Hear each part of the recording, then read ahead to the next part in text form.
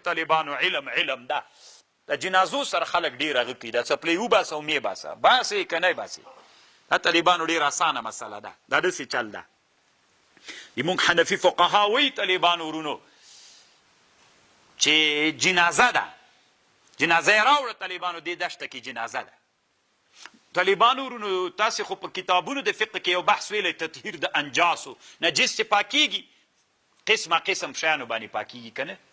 بعضې شیان دي طالبانو په مښودلو پاکیږي بعضې شیان دي طالبانو چې انقلاب راسي یو حقیقت په بل حقیقت بدل سي د غوا خوشایي مردار دي که نه چیره تیر جوړ سي پاک سو خر د مالګې په هغه کې وغورځېده مالګه وګرځېده پاک د طالبانو عنصر بدل سو طالبانو نن عصر کې په دې مسله باندې علما ډېر بحث کوي طالبانو دې مسئله د استحالې ورته وایي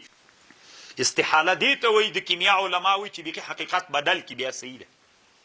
حنبلیان څه دي طالبانو لالاګان الله دې دوی په حال رحم وکړي حنبلیان وایي که ګندنه دې وکرله یا د نور خضروات وکرل او هغې ته د کورنۍ پارو ورکوي د دې خوړل ناروا دي ځکه وي دا په ناروا غسوي کوي او موږ وایي دا استحاله راغلی طالبانو مخکې څه یو کورني مواد مخدر وو اوس څوک سول اوس شنه بوټي سول دلته انقلاب دی چا راغی اوس طالبانو هغه نجاست ته طالبانو که اوس نباتات وګرځېدل اوس طالبانو انقلاب د عنصر دا ډېره لویه علمي مسله د طالبانو دې ته مسئله د استحالې وایي په فقه کې ما څه خبر کوله طالبانو جنازې کې طالبانو نو اوس جنازه کې څپلۍ دې ککړه وه داسې وموښ په همدې پاکېږي که نه وایي قدري وکند اوس طالبانو جنازې ته راغلل جنازې ته چې راغللو اکثره د جنازې په دشتو کې کېږي که نه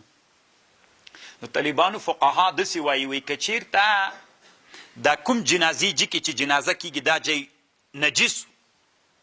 څوک و چې نجس و نو چې نجس و نو بل ځای سته ده نه نو ته به داسې چل وکړې څپلۍ به وباسې صاحبه مبارکه چې څپلۍ دې وویستله نو پاس به په څپلۍ ودرېږي خو چې پاس طرف دې څپلۍ پاک وي چې پاس پې ودرېدلې نو جنازې مانځه کې طالبانو د ټول ځای طهارت شرط ده که ته نه دې پښو نو د تو د نجاست په مابین کې څوک حیل راغی که اوس داسې چې له څپلۍ لرې که طالبانو یو پلاستیک راوړه په دې نجس چې باندې اوار که پاس پې ودرېږه مونځ څنګه ده صحیح ده که نه ده صحیح نو چپلاق هم د دغه په خاطر دي چې نجس وي هلته جای او که دا جای بیخي نجس نه ده طالبانو سپین نه واوره سوې ده جنازه ده بیا هم طالبانو علما شیخان طالبانو د مدرسو استادان بیا هم طالبانو څپلۍ وباسي په سیره پې ودرېږي و کور دې له غنمو ډک سته دا په هر حالت کې نه ده ولې داسې کوي اوس واوره پاکه ده که مرداره او چې د هغه سر نه په واوره روان وي جنازجي ته راورسېدلې که مرداره وي څوک ده پاکېږي که ښه چې پاکه سوله نو ورسره ودرېږه له جنازې سره که یې ولې راوباسه په سیره پې ودرېږه سره ودرېږه اوس طالبانو دا زه چې یم زه ما مخکې درته ویلي طالبانو موږ ابتکار و تحقیق کوو لت تقلید العما نه کوو زه کله چې جنازې ته لاړ سم طالبانو که نه نو خلک خو ما ته بیا ډېر ګوري نو دوی طالبانو څپلۍ ویستلي سپین ګیري م ویستلي مولا م ویستلي شیخ صاحب هم ویستلي همدغسې جي کې یا همدغلته چې اوس جنازه وي طالبانو وي بس په سیره پاس پې ودرېږي او زه ما همداسې پښو کړي وي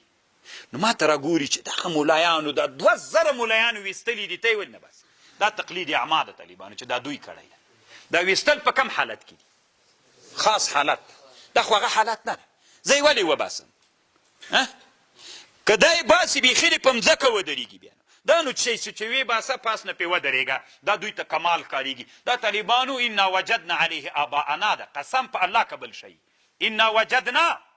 علیه آباءنا ده کنې دا طالبانو په فتاوا علمګیریه کې سته دا په شامي کې سته دا ټول حنفي فقها دا مسله داسې لیکي تاسې ما په خبر پوه شولې ورځ تر بلې نه طالبانو موږ مترقي روان یو ټول افغانستان کې بس څپلۍ راوباسه په سیره پې ودرېږه څپلۍ راوباسه په سیره پې ودرېږه خاص حالت ده که نه دوی طالبانو هغه مسله اورېدلې اوس ټولو مخکې کول ته ورته یې تی ولې کوې انا وجدنا علی آباءنا د طالبانو بیا چې ته دی اوس ولې نه کوي ټولو ملیانو نه خو دی تقلید اعما کوي زه تحقیق کوم تحقیق اولاده که تقلید روان دی انشاءالله په یوه خبر دلته روح المانی دا کړې ده خذوا زینتکم عند کل مسجد اینه مراد د څپلیو سره لمونځ کول. خبر باندې پوه شو؟